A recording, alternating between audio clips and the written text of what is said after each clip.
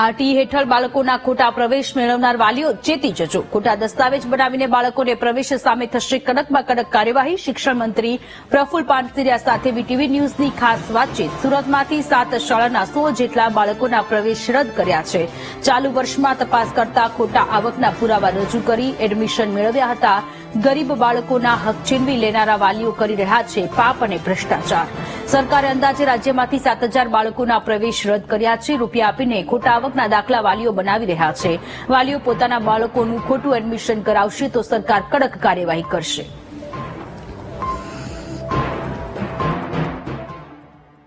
આરટીઈમાં પ્રવેશ મેળવતા જે બાળકો જે છે તેમાં 100 જેટલા બાળકોના પ્રવેશ રદ થયા છે અને તેનું પરીક્ષણ કરાયું છે, તેમાં તપાસ કરાઈ છે. ત્યારે માલુમ પડ્યું છે કે ખોટી રીતના પ્રવેશ મેળવી લીધા હતા.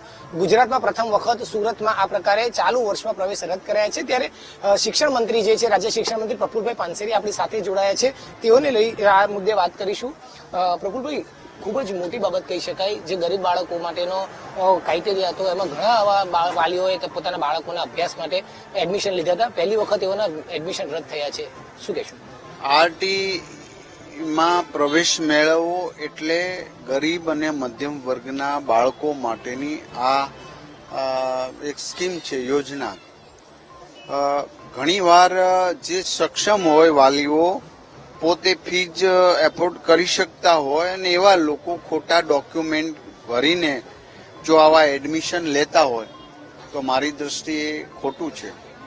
તો પણ માત્ર સુરત નહીં, પૂરા ગુજરાતની અંદર આવા 7,000 ઉપરના એડમિશન કદાચ ફિક્સ મને આંકડો ગયા વર્ષની વાત કરું છું, આપણે રદ કર્યા હતા કારણ કે એમને ખોટા ડોક્યુમેન્ટ. મારી વિનંતી છે કે ગરીબ બાળકોનું હક છીનવવાનો પ્રયાસ નહીં કરતા, કારણ કે જે યોજનાઓ છે એ ગરીબ બાળકો માટેની છે. તમારી પાસે ઘરના ફ્લેટ છે, ઘરનો બંગલો છે, ઘરની 4 વ્હીલ ગાડી છે, તો તમે આરટીમાં એડમિશન લઈને એક ગરીબ બાળકનું છીનવી લીધા. આ એક પ્રકારની ચોરી છે, એક પ્રકારનો ભ્રષ્ટાચાર છે. માટે મહેરબાની કરીને જેના હજી પણ ભૂલ હોય તો સામે ચાલીને એડમિશન રદ કરાવવો જોઈએ. આ કોઈ એક પણ બાળકને અન્યાય નહીં થાય, ક્યાંય ખોટી રીતે એમનું એડમિશન રદ નહીં થાય, એ ચોક્કસ પ્રકારે અમે સૂચના આપેલી છે. પરંતુ આવતા વર્ષે પણ ઘણા વાલીઓ પૈસા આપીને પણ ઓછી આવકના દાખલા કઢાવીને આ રીતનું કરતા હોય તો જે પાપ છે. મને જેટલી ખબર પડે છે ત્યાં સુધી ગરીબ બાળકો માટેની કોઈ પણ યોજનામાં સગવડવાળા લોકોએ એનું છીનવવું ન જોઈએ. આ છીનવનાર લોકો ઉપર આજે નહીં તો કાલે તવાઈ આવશે, ચોક્કસની વાત. સાહેબ, જે રીતે આપણે અત્યારે તવાઈની વાત કરી, પણ હવે જે માનો કે ખોટા ડોક્યુમેન્ટ ઉભા કરીને આ પ્રકારે એડમિશન લીધા છે અને પકડાયા પણ છે તે તપાસમાં, તો આ તો સીધી સરકાર સાથે છેતરપિંડી કરી શકાય. તો એમાં કોઈ પગલાં કઈ રીતે થઈ શકે? એમાં શું કર્યું? પગલાં તો કેટલાક પહેલું થઈ શકે, પરંતુ એમના એડમિશન રદ થાય અને એ જગ્યાએ પાછા બીજા બાળકના સમાવેશ થાય એવો પ્રયાસ કરીશું. સાહેબ, બીજું એક વાત એ છે કે હવે નવું વર્ષ શરૂ થશે તો આવનારા સમયમાં હવે કઈ રીતે મજબૂતાઈથી આનો અસરકારક અમલ થઈ શકે તે માટે પ્રયાસ કરાશે? અમલીકરણ માટે તો નિયમો છે જ, પણ લોકોને ખોટું જ કરવું છે તો એ રીતે કરી રહ્યા છે છટકબારી શોધીને. પરંતુ જ્યારે પકડાશે ત્યારે ચોક્કસ એનું એડમિશન કેન્સલ થશે, એ પાકું છે. સાહેબ, ચાલુ વર્ષે જયારે એડમિશન રદ થતું હોય તો બાળકનું ભવિષ્ય બગડે કે ના બગડે, એની માટે કઈ રીતે પ્રેશર? એ બાળકને કોઈ પણ જગ્યાએ, માત્ર સુરત નહીં, તુરંત એ શાળામાંથી નિકાલી દેવું, પહેલું કરવું એવું નહીં બને અને એમને તક આપવામાં આવશે અને એ શાળામાં એડમિશન આપવાની, ફી ભરીને એડમિશન જે નિયમ હોય.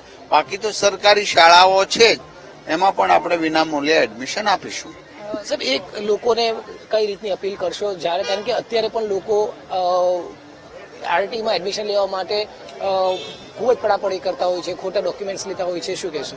લોકોને હું વિનંતી કરું છું કે ગરીબ બાળકો માટે જે યોજનાઓ હોય એમાં કેપેસિટી વાળા કે જે પોતે સગવડ વાળા વાલીઓ ગરીબ બાળકોનું છીનવવાનો પ્રયાસ કરે છે ખોટા ડોક્યુમેન્ટ, આ બંધ થાય. આ એક સામાજિક ક્ષેત્રે પણ ઈશ્વરનો ડર રાખવો જોઈએ. એ ડર નહીં રાખે તો સરકાર એના નિયમ પ્રમાણે કાર્યવાહી કરશે. બિલકુલ, આ તો રાજ્ય શિક્ષણ મંત્રી પ્રફુલ પાનસેરિયા.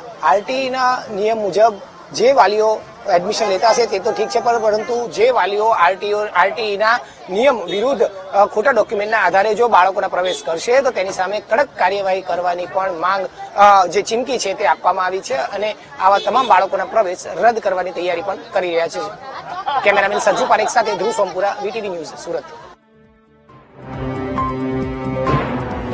રાજ્યમાંથી 7,000 જેટલા આરટી હેઠળ બાળકોએ પ્રવેશ લીધો હતો, જે રદ કરવામાં આવ્યો છે, કારણ કે આ જે બાળકોના વાલીઓ છે એ લોકોએ ખોટા ડોક્યુમેન્ટ, ખોટા આવકના દાખલા સબમિટ કરાવી અને પ્રવેશ મેળવ્યો હતો. તપાસ કરવામાં આવી. સુરતમાંથી 7 શાળામાં પ્રશિક્ષણ કરવામાં આવ્યું, તપાસ કરવામાં આવી, જેમાંથી આ ચોંકાવનારી વિગતો સામે આવી છે. તો આરટી હેઠળ બાળકોના ખોટા પ્રવેશ કરનાર વાલીઓ ચેતી જજો, કારણ કે સુરતમાં તપાસ કરવામાં આવી, જેમાં ઘણી બધી એવી શાળાઓ છે કે જ્યાં ખોટા ડોક્યુમેન્ટ આપી અને વાલીઓએ પોતાના બાળકોના એડમિશન કરાવ્યા હતા, જેના રદ કરવામાં આવ્યા છે. 7,000 જેટલા બાળકોના એડમિશન રદ કરવામાં આવ્યા છે. જે ગરીબ બાળકો છે એ લોકો ડિઝર્વ કરે છે આરટી હેઠળ પ્રવેશ.